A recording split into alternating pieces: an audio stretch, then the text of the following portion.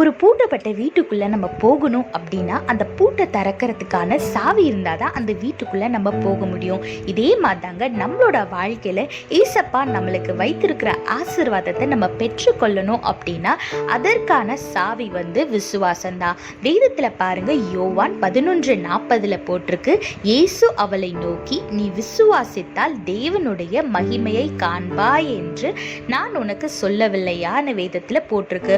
ஆமாங்க, நீங்க விசுவாசிக்கும் போது அந்த காரியம் நிச்சயமா நடக்கும். நீங்க விசுவாசிக்கும் போது தேவன் உங்களோட வாழ்க்கையில மகிமையா செயல்படுவார். நீங்க கேட்ட காரியங்களும் சரி, நீங்க கேட்காத காரியங்களும் சரி, ஏசப்பா உங்களுக்கு வைத்திருக்கிற ஆசீர்வாதமும் சரி, நீங்க விசுவாசிக்கும் போது நிச்சயமா ஒரு ஆசீர்வாதம் கூட விட்டு போயிடாம எல்லாமே உங்களோட வாழ்க்கையில நடக்கும். டூப்ளிகேட் சாவியை போட்டு பூட்டை திறக்கிறதெல்லாம் வேணா இந்த உலக பிரகாரமான காரியங்களுக்கு செட் ஆகலாம்.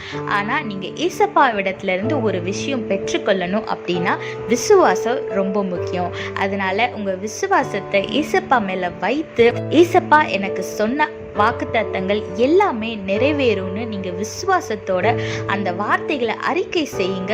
நிச்சயமா வர நாட்கள்ல உங்களோட வாழ்க்கையில ஏசப்பா ஒவ்வொன்றா நிறைவேற்றுவார். அதனால தேவனை விசுவாசிங்க, எந்த ஒரு சந்தேகமும் இல்லாம முழு மனசோட விசுவாசிங்க, ஆசீர்வாதத்தை பெற்றுக்கொள்ளுங்க.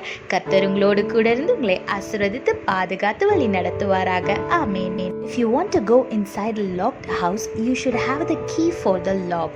Likewise, in our life, to receive the blessing from our God, the key is our faith. Look what the Bible says in John chapter 11 verse 40. Jesus said to her, "Did I not tell you that if you believed, you would see the glory of God?" Yes, if you believe, the God will do glorious things in your life.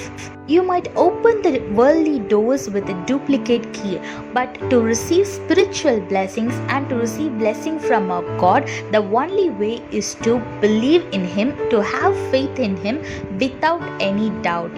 So if you still have not received the blessings that God has promised in your life, that means you are not trusting Him with your full heart. That means you are having some doubt about His given promise.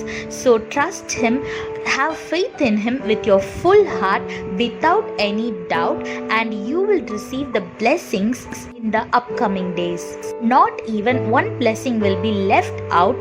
If you believe with your whole heart, you will definitely receive all the blessings that our God has promised you. So trust Him with your full heart without any doubt and receive the blessings. God bless you all. Have a blessed day. Amen.